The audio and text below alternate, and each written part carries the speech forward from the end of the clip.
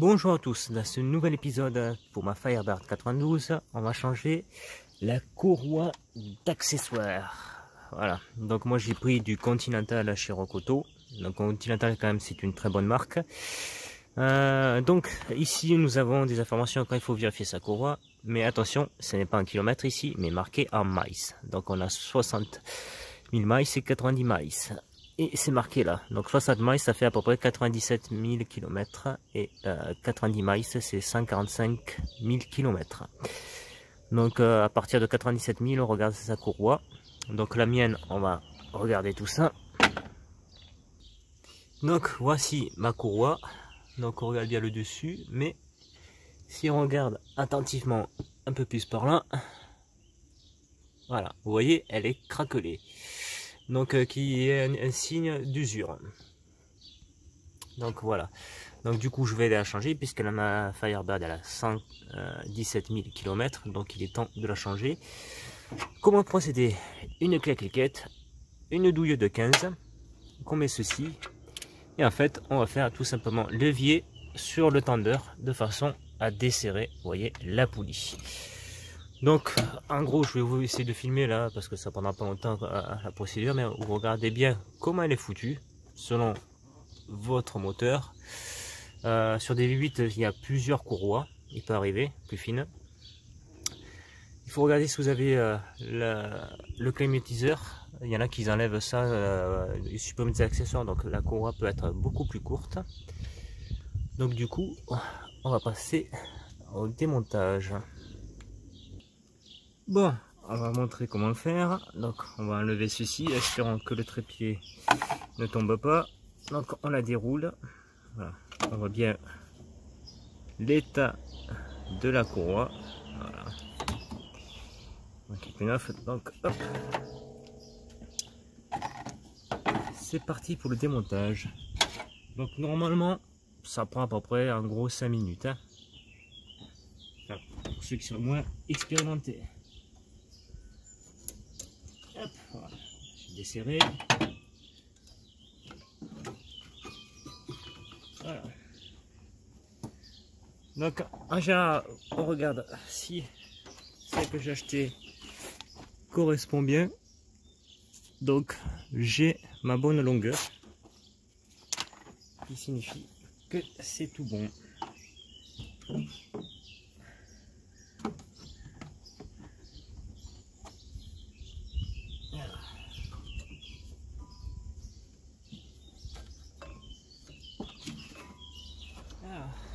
Alors placé, donc ça fait hop le tour, ça repart ici là, hop, elle repart là dessous.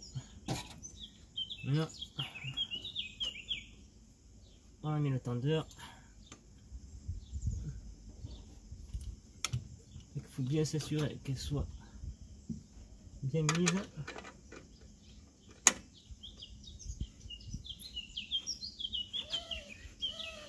Et maintenant,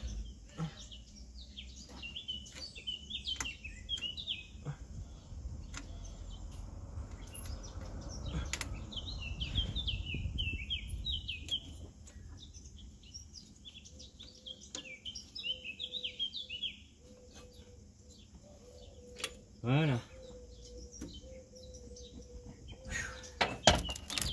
Hop, hop, hop, hop. Ne tombe pas le trépied. Ça voilà, ça se tient en équilibre. Donc du coup, hop, je vais redesserrer juste l'appareil. Des fois, pour dire, ouais, j'avais eu un doute. Vraiment, j'avais pas changé. J'ai cru qu'elle était trop longue. Donc voilà, la nouvelle courroie est installée. Donc la procédure, voilà, vous la mettez en place. Donc il faut que vous reprenez l'alternateur comme repère.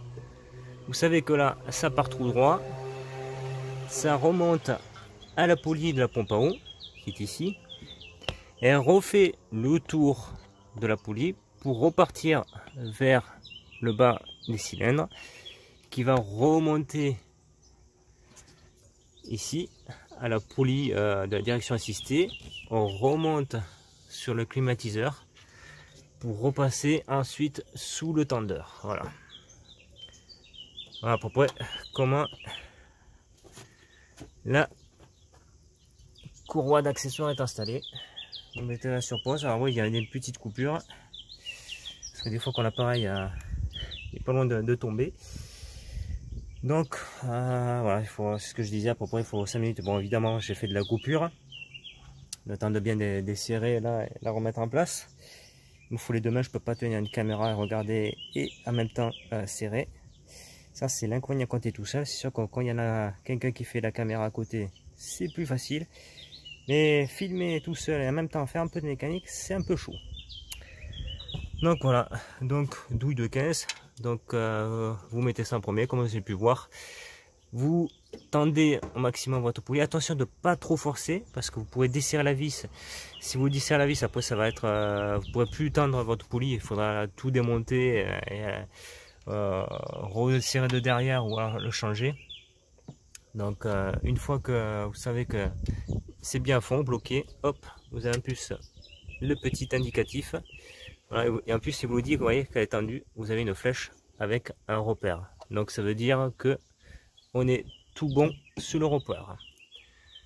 Voilà, et on peut regarder, elle est bien tendue. Voilà. Alors, et ce qui peut arriver si au cas où elle pète pendant que vous roulez. Ça m'est arrivé sur ma Formula. Le moteur va continuer à tourner, ça il n'y a pas de souci, sauf que vous n'aurez plus de direction assistée, il n'y aura plus la pompe à eau qui va fonctionner, ni l'alternateur. Donc c'est-à-dire que ça va marcher sur la batterie. Donc le véhicule va rouler, hein, mais par contre,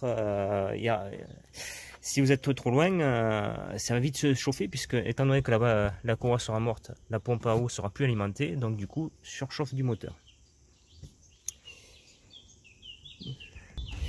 Donc voilà, ça peut faire une surchauffe. Moi, comme j'ai dit, c'était arrivé sur la Formule 1. Bon, j'étais pas très loin d'ici à la station de lavage, donc je revenais. Donc à peine 2 km, donc ça a tenu avant que ça chauffe. Mais bon, ces moteurs chauffent très très vite, hein. Donc évidemment, privé de sa pompe à eau, le moteur lui va vite monter par M. À moins de vous arrêter sur le côté, le temps de refroidir, et après de redémarrer jusqu'à que vous arrivez chez vous. Mais bon, ça met un peu de temps à refroidir, étant donné que c'est de la fonte, ça refroidit pas de suite, hein. Donc voilà, elle est partie avec une nouvelle courroie pour à peu près 97 000 km de plus. Voilà. Donc comme j'ai mis du Continental, c'est renforcé. Vous prenez soit du performant, pas économique, attendez. Ah, je reprends, un petit doute. Donc je disais les pièces, il ne faut pas prendre les versions économiques. Les versions économiques sont pas en bon marché. Faut privilégier soit le standard ou le performant, c'est un peu plus cher. Celle-ci, on voit bien que c'est Continental USA, donc ça vient directement de là-bas, c'est pas en Chine. On rappelle que soit les pièces chinoises, sont pas en bon marché, problème d'alignement et ne durent pas dans le temps. Donc privilégier, même si ça coûte, je crois celle-ci, elle dans les 13 ou 15 euros. Au moins, on est tranquille pour un moment. Et là, on regarde l'ancienne, voilà. L'ancienne est commencé à être craquelée. Bon, il y avait encore de la marge, tant qu'elle n'est pas craquelée ici. Donc ça peut servir en cas de dépannage. Mais bon, elle commence à fatiguer. Mais bon, elle peut encore servir tant qu'elle n'est pas tout à fait craquelée ici. Voilà. Ça peut servir toujours un peu de dépannage, ça. Et la règle d'or, ne jamais jeter les pièces tant que la nouvelle s'en date pas, parce que c'est arrivé que sur l'ancienne Formula on avait changé l'alternateur à Jean-Luc, et la poulie qu'ils avaient foutue chez Rocoto, donc elle était reconditionnée, elle était trop courte, c'est à dire que la courroie dépassait un petit peu, et en fait là ça commençait à la taillader. Donc heureusement j'ai gardé l'ancien alternateur, j'ai pu changer la poulie, mais ça c'est la règle d'or. Ne jetez vraiment que quand c'est soit mort ou irrécupérable, ou alors quand tu as vraiment la pièce de rechange qui correspond bien. Sinon, tu te fais avoir. Voilà pour la vidéo du jour, voilà, dans ce nouvel épisode.